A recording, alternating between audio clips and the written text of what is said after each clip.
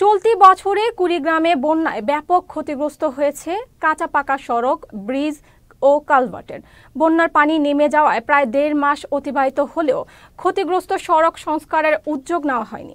এই অবস্থায় চরম দুর্ভোগে পড়েছে এসব সড়কে চলাচল করা মানুষ। কুড়িগ্রাম জেলা প্রতিনিধি মোহাম্মদ মিজানুর রহমানের পাঠানো তথ্য ও ভিডিও চিত্রে দেখুন ডেস্ক রিপোর্ট। চলতি বছর ২ দফায় বন্যার পানিতে তলিয়ে যায় কুড়িগ্রাম জেলার ৯টি উপজেলার ৪৫টি ইউনিয়ন।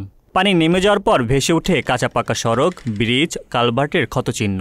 বন্যার পানিতে সড়কের বিভিন্ন জায়গায় সৃষ্টি হয়েছে বড় বড় গর্ত, নড়বড়ে হয়ে পড়েছে কালভার্ট ও ব্রিজ।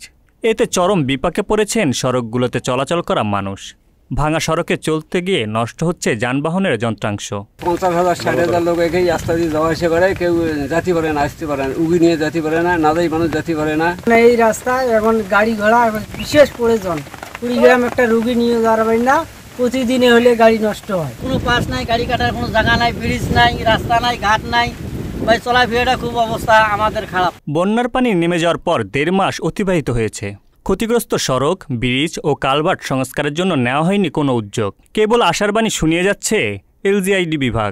1.8 কিলোমিটার আমরা আইআরডিবি 3 প্রকল্পের আওতায় পাকাকরণ কাজ মানে প্রায় শেষের দিকে। আমরা কার্পেটিং রাস্তা অতি শীঘ্রই আমরা কাজ শুরু করব এবং অতি শীঘ্রই সমাপ্ত হবে। ওইখানে একটা 60 মিটার মানে ব্রিজ আছে, সরু ব্রিজ, যেটা ক্ষতিগ্রস্ত। ওটা আমরা ফ্লাড 2022 প্রকল্পের আওতায় আমরা অতি শীঘ্রই লেআউট দেব এবং রাস্তার দুই পাশে যে অ্যাপ্রোচ আছে এই ব্রিজের সাথে সেটা সমাপ্ত করবে। কুড়িগ্রাম জেলার ৯ উপজেলায় কাঁচা পাকা সড়কের মোট দৈর্ঘ্য ৩,৯৪৮ কিলোমিটার, আর ব্রিজ ও কালভার্টের দৈর্ঘ্য ১৯,৮৩৯ মিটার। এবছর বন্যায় ১৭৩ কিলোমিটার সড়ক এবং ২১৩ মিটার ব্রিজ, কালভার্ট ক্ষতিগ্রস্ত হয়েছে। Mamunur Rahman, channel S news desk.